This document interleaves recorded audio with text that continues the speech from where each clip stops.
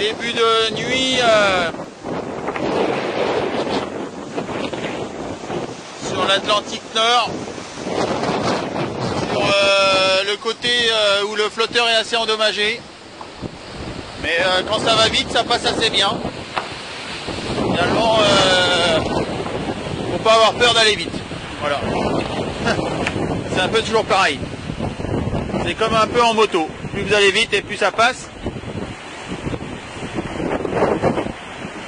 Si vous avez le malheur de ralentir, ça passe plus du tout. Atlantique Nord, on atteint enfin cette zone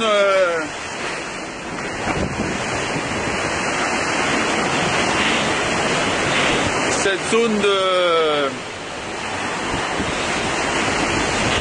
perturbée où le vent fait sa loi ici en Atlantique Nord et qui va nous ramener jusqu'à Brest.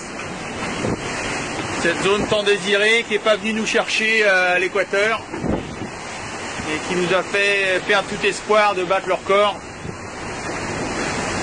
C'est sûr que ce serait arrivé un tout petit peu plus tôt, ça aurait été idéal. Ou du moins on n'aurait pas été obligé de faire autant de milles pour aller le chercher, ça aurait été top. La transition avec hier est quand même assez frappante.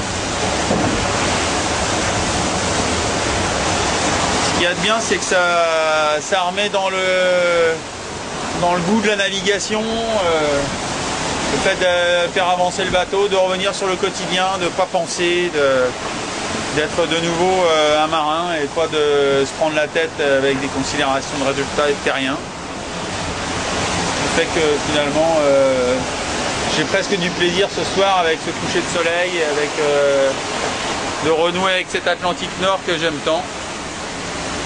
C'est un peu mon jardin et mon terrain de jeu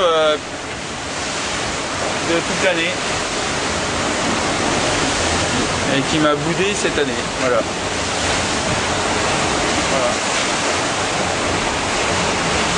C'est vrai que c'est un océan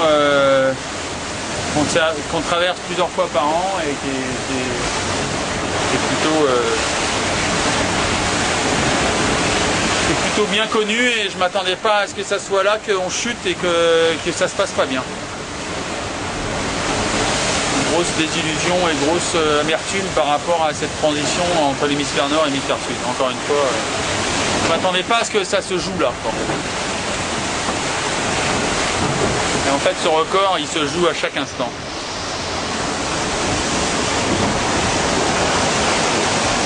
Bon, allez, bonne soirée.